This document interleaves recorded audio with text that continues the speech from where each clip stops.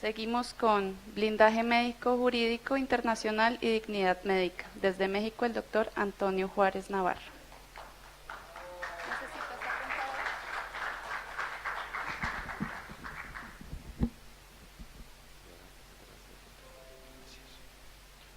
Muy buenos días tengan todos ustedes. Antes que presentarme y dar las gracias a CISDET y a todos ustedes, quisiera retomar la parte del maestro Díaz, del doctor Díaz que me antecedió. Primero que nada, felicitarlo por su ponencia y haga de cuenta que nos pusimos de acuerdo porque yo continúo con lo que dejó, entonces el tiempo nos va a alcanzar bien. Y quisiera empezar con esta frase: la medicina es ciencia y arte y el médico es científico y humano. La humanidad del médico y el humanismo no se ha acabado, más bien la humanidad de la medicina está siendo atacada. Vivimos en una época de criminalización del acto médico, cuando la esencia del médico es ayudar. Ahorita vamos a hablar un poquito de eso. Quisiera, antes que nada, agradecer a CISDET, doctor Pedro Sánchez, doctora Marcela, doctor y amigo Guadalupe Chávez, Camilo, y a todos ustedes, gracias por lo que hacen para integrar la salud mundial. Gracias por este tipo de eventos. Pido un aplauso para ellos. Reconozco la presencia de gente muy importante, me siento humilde de estar aquí delante de ustedes. Quiero reconocer la presencia del padre del doctor Pedro Sánchez, que es un doctor en Derecho, que estuvo en la Suprema Corte de Justicia de acá, y para mí es un honor hablar delante de gente como usted. Gracias, maestro, por estar acá. Pido también un aplauso para él. Gracias, maestro. Doctora Margarita, es un gusto conocerle, ella es una experta en Derecho Privado y es hermana también del doctor Sánchez, es abogada y es también una eminencia en lo que hace en este país. Creo que no terminaría, quiero también reconocer la presencia de mi amigo Alex Mercado, un empresario muy connotado en México, quien viene con su socio, que para mí es un honor estar en este congreso con ellos. Alex Mercado es una persona que hace mucho por las personas y por sus proyectos, y su socio es David Fernández de Ceballos, hijo de alguien que yo admiro mucho, don Diego Fernández de Ceballos, que es una eminencia en nuestro país. Y ahora, bueno, pues gracias por estar acá, Alex, gracias a todos ustedes. Si omité a alguien, gracias también a cada uno de ustedes que dedican su tiempo. No he convivido mucho con ustedes, tristemente he tenido mucho trabajo estando acá, pero me ha encantado la conjunción, el doctor de Chile que nos habló, he puesto atención a lo más que he podido, y todos convergen en un mismo sentir que reafirma mi creencia y mi pasión por la defensa de los médicos. El médico se forma para ayudar, y ya no hablemos de los médicos, aquí todos son doctores porque todos son doctos en su ciencia y en su arte, no importa si son médicos o no. Los felicito por lo que hacen por la humanidad y muchas gracias. Ahora bien, yo soy Antonio Juárez, dirijo esta institución que se llama Juárez y Asociados Blindaje Médico Internacional. Los asociados no son mis socios, son los médicos que defendemos en México, que son cerca de 5,000. En México tenemos 343,000 médicos para atender a una población de cerca de 120 millones de personas. Imagínense ustedes la carencia de recursos humanos, adicional a la carencia de recursos materiales que vivimos. Sin embargo, este producto tan valioso y tan pocamente sustituible que es el humano, es muy poco valorado, ha sido muy devaluado. Y retomando mi trabajo en estos últimos 12 años, sé que no podrán creerlo porque parezco como de unos 23, pero tenemos 12 años defendiendo médicos en el país de México, y recientemente hemos trascendido a la esfera internacional poco a poco y humildemente, y en este tiempo nos hemos dado cuenta de muchas cosas que es de las que queremos hablar hoy. La primera de estas cosas, esta es nuestra oficina en Querétaro, que es su casa, es una ciudad cercana a la capital del país. Claro que no son los dos edificios, es en un piso. Cierto. Bien, ¿por qué hablamos de esto? Como en 2009 nos dimos cuenta que empezaban a atacar a los médicos en medios de comunicación masiva. El medio de comunicación masiva se convirtió en un medio de litigio, en un tribunal. en un tribunal sin reglamentación, en un tribunal sin sanciones para aquellos que vulneran la dignidad del profesional de la salud. La gente, en vez de acudir a las instancias previstas en la ley, que por cierto el derecho positivo latinoamericano es muy similar en muchos aspectos, y por eso podemos hablar de una generalidad en muchas cosas, empezaron a atacarlos y a vulnerar y a conculcar derechos fundamentales, el derecho de la presunción de inocencia. ¿Cómo es posible que de pronto digan médico negligente, como cuando bien decía el maestro Díaz, el reportero, el medio de comunicación no tiene idea de lo que es una negligencia, y si se los preguntas como lo hemos hecho, no saben describirlo? Yo no creo en el error médico, no lo creo. ¿Existe? Sí, pero hay una máxima del derecho que dice que nadie puede verse obligado a lo imposible, y por eso empezamos diciendo que el médico es científico y humano. Vamos a hablar un poco más acerca de esto. Sin embargo, aquí defendimos un médico en medios de comunicación. Todos los abogados en el país decían no. Cuando acusan al médico no tienes por qué salir a defenderlo, no digas nada. Esa era la estrategia. Eso está mal, en mi perspectiva, y lo hemos demostrado a lo largo de 2009 para acá, porque el cerrar el círculo informativo y salir y decir, en este caso particular les voy a platicar rapidito, era una paciente hipertensa que llega a un servicio de urgencias con un cuadro hipertensivo, ya se conocía hipertensa y no había tomado sus pastillas de control. Y en ese cuadro hipertensivo se le manejó de manera expectante, obviamente se le dio un antihipertensivo, se estuvo vigilando la TEA durante el tiempo de su estancia, se controló. En ese momento la paciente no tenía ningún otro dato, no había diaforesis, no había dolor precordial, no había sudoración, no había sensación inminente de muerte. ¿Por qué digo estos datos que no estaban? ¿Alguien quiere decirme por qué? Eso todavía no llegamos, maestro. ¿Alguien quiere decirme por qué? Cuando hacemos nuestras notas médicas, sus notas médicas, ¿ustedes consignan los datos negativos o los positivos? Los positivos, ¿cierto?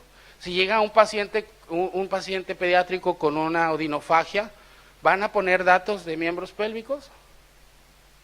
¿Lo hacen? ¿Lo hacemos?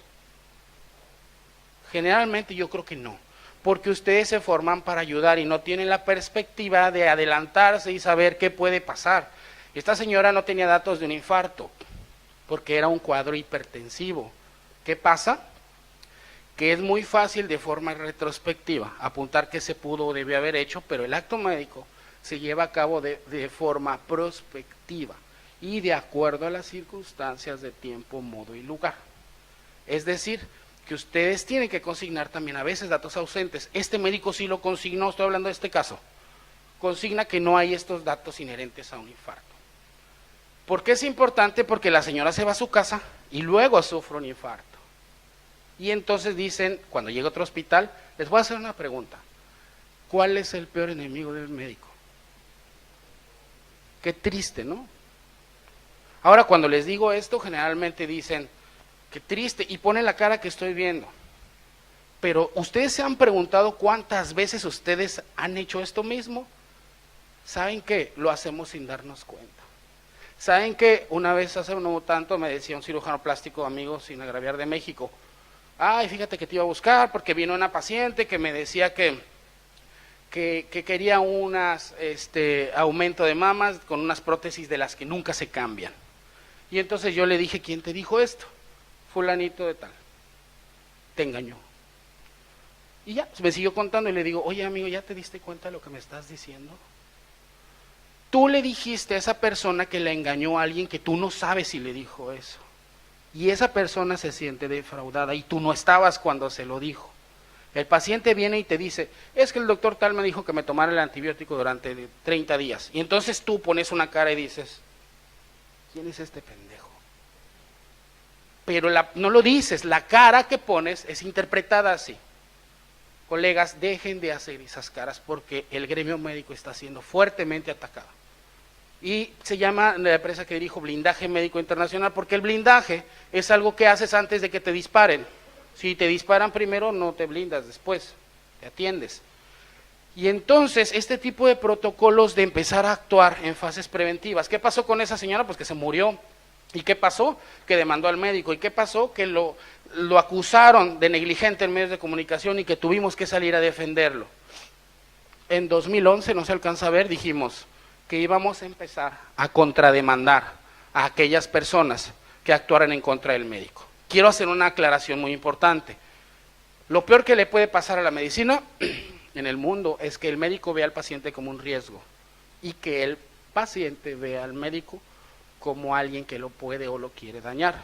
Y esto de la contrademanda fue tan controvertido porque nadie se imaginaba que un médico iba a demandar a un paciente. Sin embargo, lo hicimos. Y el primer caso en la historia del país en que se contrademandó y ganó a un paciente por publicaciones calumniosas fue este. Empezó a despertar, por eso hablamos de dignidad médica, porque también son cosas que hay que hacer en fases preventivas. ¿Qué hacemos? Esto no es preventivo, esto ya fue correctivo, porque tuvimos que actuar de manera activa en un proceso. ¿Qué era lo preventivo? Fortalecer la relación médico-paciente, fortalecer los lazos de interacción entre el paciente y el médico. El maestro Díaz antes que yo hablaba del burnout. ¿Ustedes ya se dieron cuenta si lo tienen o no? Generalmente quien lo presenta no sabe que lo tiene. Y nos damos cuenta porque siempre el médico, vamos a hablar del perfil psicógeno del médico. El médico se forma para ayudar. El médico es alguien que se formó para ayudar por encima de su propia salud. ¿Saben de qué mueren los médicos? ¿De qué se están muriendo los médicos? De infartos, de hipertensión, de estrés, de eventos vasculares cerebrales. ¿Cierto o falso? Por eso se están muriendo, por el estrés. ¿Y saben por qué?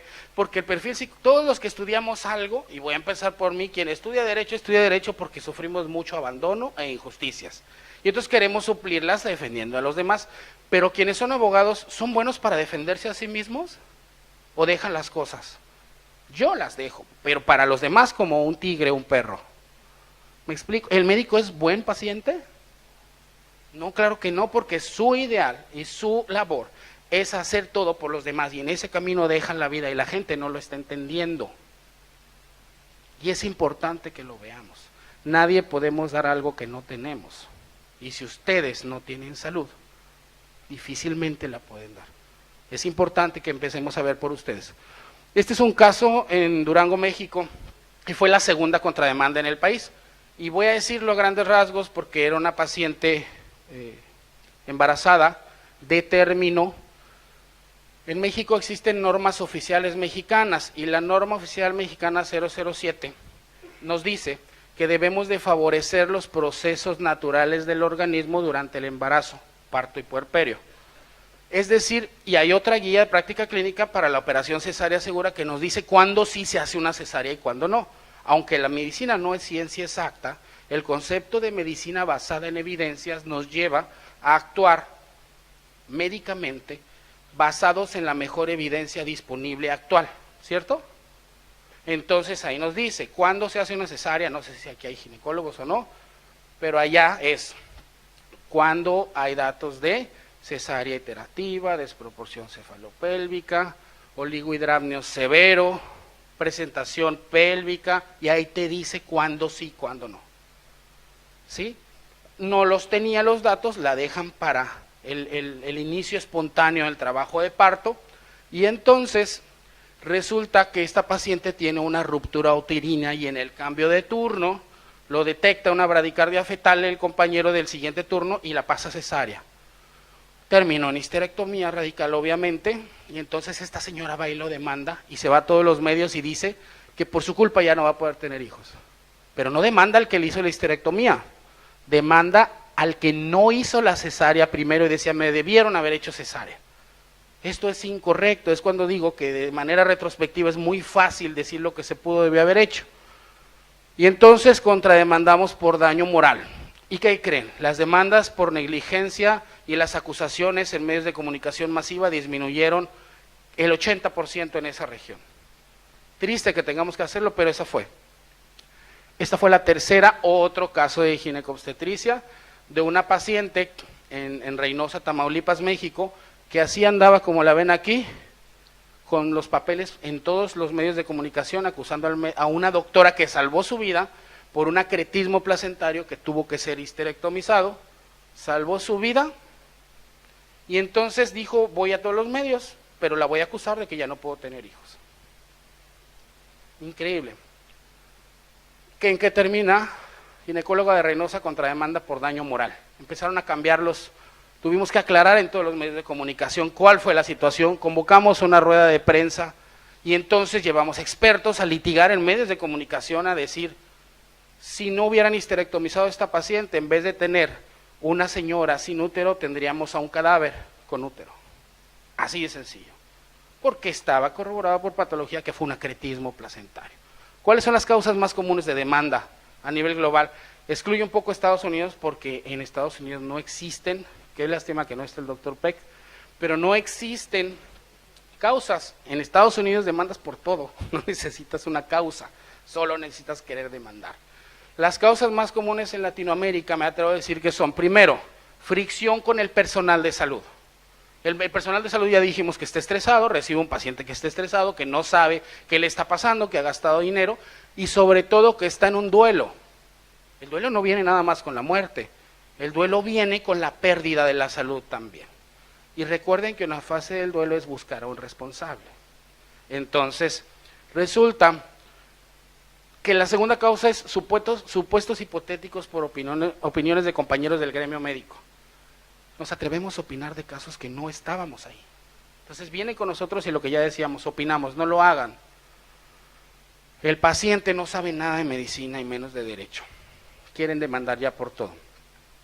Y esta fase del duelo, si nosotros entendemos a nuestro paciente como alguien vulnerable y retomamos esta fase romántica de la medicina en donde era un placer ser médico, en donde la palabra del médico era indiscutible y respetada como la del sacerdote, y actuamos en congruencia y vemos al paciente a los ojos y tocamos su hombro y nos paramos por él a la puerta y le ponemos la silla, las cosas pueden cambiar, son cosas tan sencillas las que cambian una situación de esta. Esto no se me ocurrió a mí, lo hicimos en un análisis sistematizado de 12 años casi de ejercicio profesional defendiendo ya yo creo que miles de casos.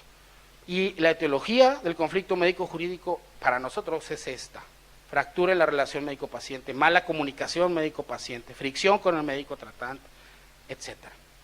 El tiempo es corto. Yo les quiero preguntar, cuando yo les digo responsable, ¿qué es responsable para ustedes? Hacerse cargo, muy bien. Y responsabilidad. Hay dos formas de entender el derecho, de una forma global, de una forma burda, o el derecho estricto, y el derecho estricto nos dice que responsabilidad es una conducta obligatoria en términos de ¿qué, abogados?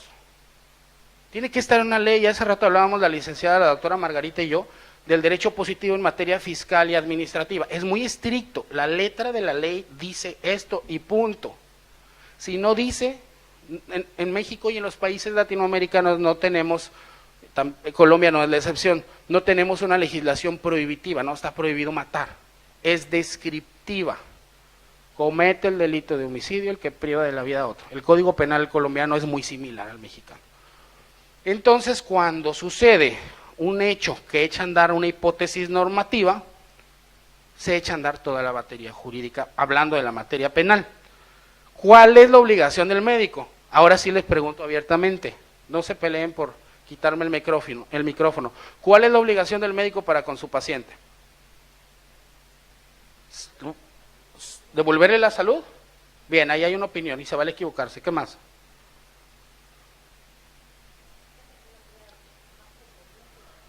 Hacer lo que uno crea más conveniente. ¿Qué más? ¿Alguien más?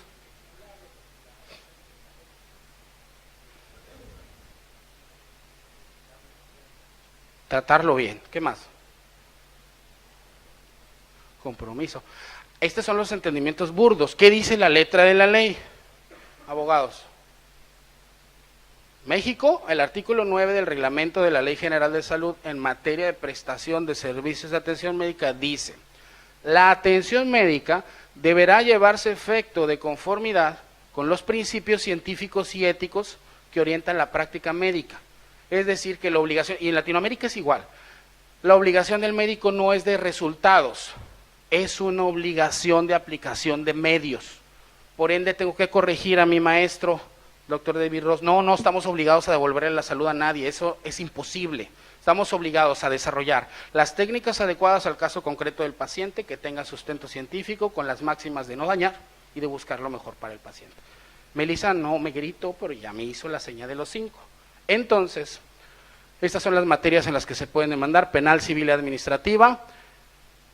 Dignidad médica. Este es un artículo que publicamos en la revista del Colegio Mexicano de Medicina Crítica, en el cual quiero agradecer a mis coescritores, el doctor Enrique Monares Cepeda, Orlando, y el doctor Poblano, que es el expresidente del Colegio Mexicano de Medicina Crítica, sobre las implicaciones legales de la transfusión.